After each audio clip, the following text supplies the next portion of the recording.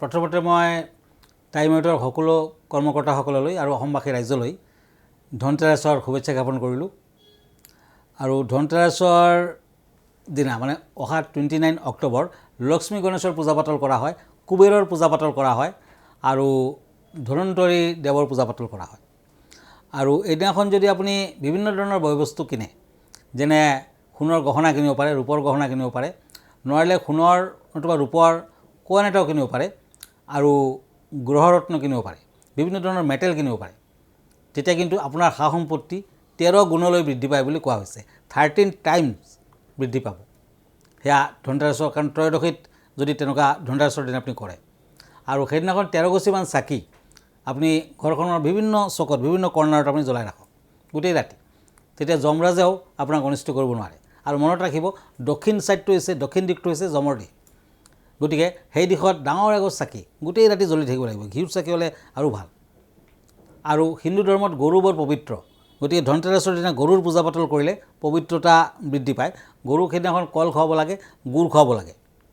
আৰু ধনতেৰাছৰ টাইমটো আচলতে 29 অক্টোবৰ ৰাতিপুৱা 10:56:07 পৰা আৰম্ভণি হৈ যাব আৰু 30 অক্টোবৰ দুপৰীয়া 12:59:42 থাকিব, প্ৰায় এটালৈ থাকিব।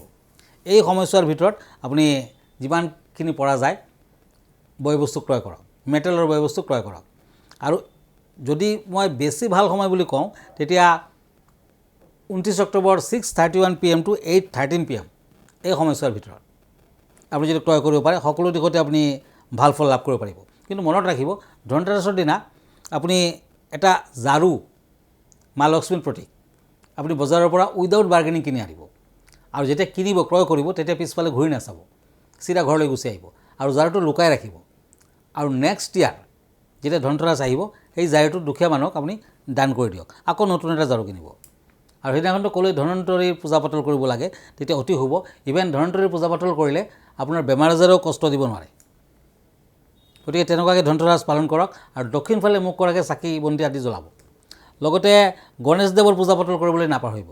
ধনতেৰাছৰ দিনা ৰূপৰ নতুবা তামৰ চামুচেৰে আপুনি দেৱ দেৱীক পানী দিয়ক। মাটিৰ হাতীটো ক্ৰয় কৰিবই লাগিব। সেইদিনাখন ক্ষীৰসাগৰৰ পৰা লক্ষ্মী দেৱীৰ আৱিৰ্ভাৱ হৈছিলে, ধনন্তৰী দেৱৰ আৱিৰ্ভাৱ হৈছিলে সাগৰ মন্থনৰ দ্বাৰা।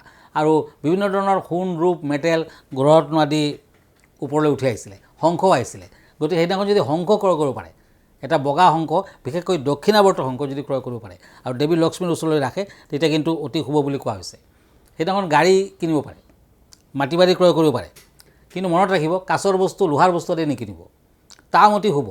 তামৰ বয়বস্তু, ইভেন এটা ঘট নতুবা এটা যদি তামৰ গিলাচো কিনে, তেতিয়াও কিন্তু অতি শুভ। ধাৰ টকা বস্তু যেনে কাঁচৰ বস্তু নতুবা চুৰি, কেঁচি, দাও আদি কিন্তু ক্ৰয় নকৰিব, তেতিয়া শত্ৰু বৃদ্ধি হয়। গতিকে এই কথাখিনি মনত ৰাখিব। ধনতেৰাছ অতি পবিত্ৰ সময় আৰু হিন্দু ধৰ্মৰ মতে ধনতেৰাছ যদি আপুনি পালন কৰিব পাৰে, বয়বস্তু আদি ক্ৰয় কৰিব পাৰে, আপোনাৰ সা সম্পত্তি কিন্তু 13 টাইমছ বৃদ্ধি পাব।